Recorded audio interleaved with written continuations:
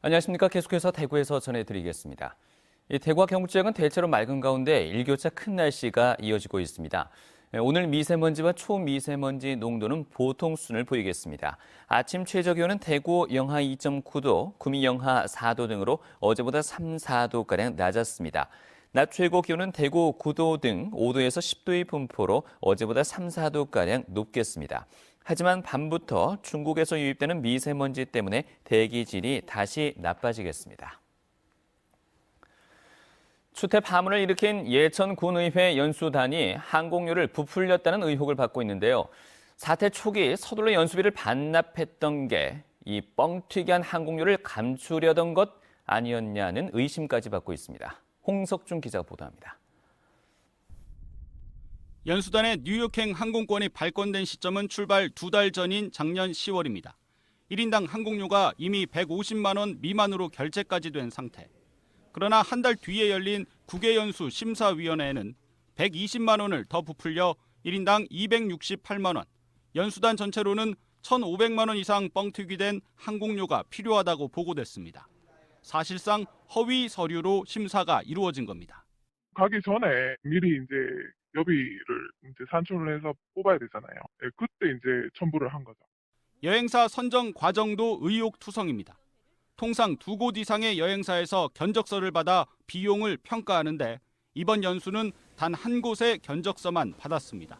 심지어 견적서를 제출도 하기 전에 여행사가 항공권을 발권, 결제한 것으로 확인돼 예천군 의회와 유착 의혹을 키우고 있습니다.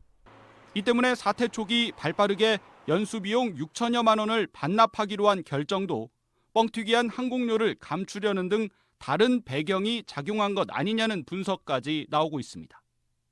MBC 뉴스 홍석준입니다. 지역의 시민단체가 성명을 내고 대구의 한 사립재단에서 불거진 채용 비리를 뿌리째 뽑으라고 대구시교육청에 촉구했습니다. 우리복지시민연합은 적어도 2012년부터 지금까지 이 재단에 대한 비리 등 민원 접수 현황과 감사 여부 등을 공개하라고 교육청에 요구했습니다. 또한 사립학교 교직원 인건비 등은 세금으로 지원되고 있다며 교사 채용 절차를 대구시교육청이 전담하라고 주장했습니다.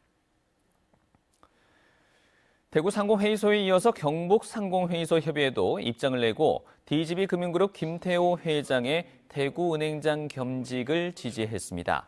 경북상공회의소 협의회는 이번 겸직 결의가 적합한 은행장을 찾지 못한 불가피한 선택이고 은행장을 양성하기 위한 한시적 조치라며 지지의 뜻을 밝혔습니다.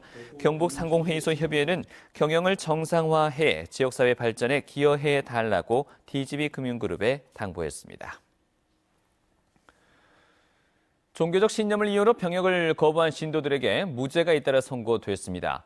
대구지법 형사 항소 2부 허용구 부장판사는 2017년 11월 입영 통지서를 받고도 입영하지 않은 혐의로 기소된 23살 A씨에 대한 항소심에서 징역 1년 6개월의 원심을 깨고 무죄를 선고했습니다. 재판부는 또 2017년 12월 26일까지 입영하라는 통지를 받고 입영하지 않은 혐의로 기소돼 1심에서 무죄를 선고받은 B씨에 대한 항소심에서도 무죄를 선고했습니다. 재판부는 피고인들이 종교적 양심에 따라 병역을 거부한 것이 병역법에 정한 정당한 사유에 해당하지 않는다는 원심은 법리를 오해한 잘못이 있다고 밝혔습니다. 경북 도내 농산물 우수관리 인증 농가 수가 전국 광역지자체 가운데 가장 많은 것으로 조사됐습니다. 지난해까지 인증을 받은 경북 지역 농가는 2만 600여 가구로 전국 계획 인증 농가의 23.8%를 차지했습니다. 이 계획 인증은 세계적인 농산물 안전 관리의 인증 방식으로 향후 농산물 교육 때 기준으로 정착될 가능성이 높습니다. 이상으로 MBC 뉴스를 마치겠습니다. 고맙습니다.